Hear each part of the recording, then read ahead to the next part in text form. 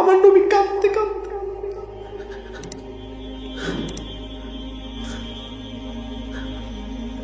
মাকে জড়া ধরলেন। মা, তুমি তো জানতে আমার কেউ নাই। জন্মের আগে আমার বাবা মারা গেছে, আমার দাদাও মারা গেছে। তুমি একমাত্র আমার দাদা তো পড়ে, তুমি তো আমার মা, তুমি তো আমার পৃথিবীর সবকিছু। আমার পৃথিবীতে কেউ নাই তুমি ছাড়া। তুমি আমাকে ছেড়ে চলে গেলে মা, আমি কারোর সঙ্গে থাকবো? আমার নবী পাগলের মতো কান্না করছেন, মাকে জড়ায় ধরে। উম্মে আইমান বলছে, মুহাম্মদ, তোমার মা কথা বলবে না, তোমার মায়ের কথা বলার কোনো শক্তি নাই, সে কথা বলতে পারবে না। আমার নবী পাগলের মতো কাঁদছে, বলছে, মা আমি তোমাকে ছাড়া থাকতে পারবো না। মা ফিরে যেতে হবে।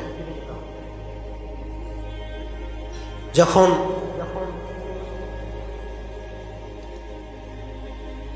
নবীকে নিয়ে যাবেন রাস্তার ভিতরে,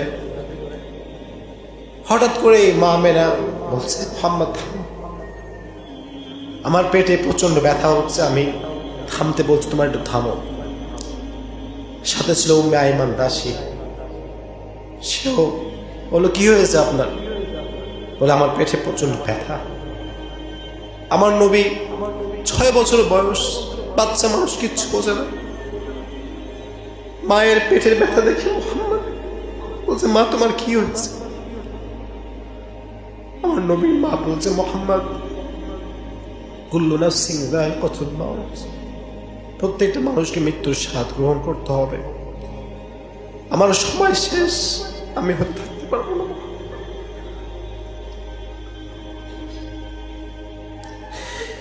এই কথা বলতে বলতে আমার নবীর মা ইন্তেকাল করলেন। নবীজি ওখানে বসে আছেন, কিচ্ছু বোঝে না, কিচ্ছু বোঝে না আমার নবী। উম্মে আইমান বলছে, মুহাম্মদ তোমার মা পৃথিবীতে আর নাই। আমার নবী কাঁদতে কাঁদতে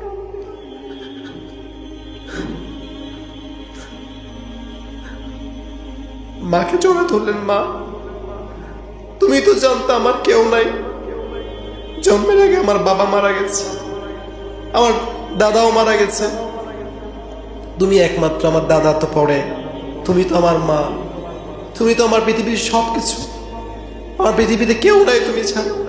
তুমি আমাকে ছেড়ে চলে গেলে মা, আমি কারোর সঙ্গে থাকবো?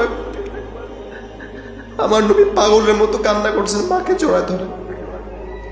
উম্মে আইমান বলছে, মুহাম্মদ তোমার মা কথা বলবে না, তোমার মায়ের কথা বলার কোনো শক্তি নাই, সে কথা বলতে পারবে না।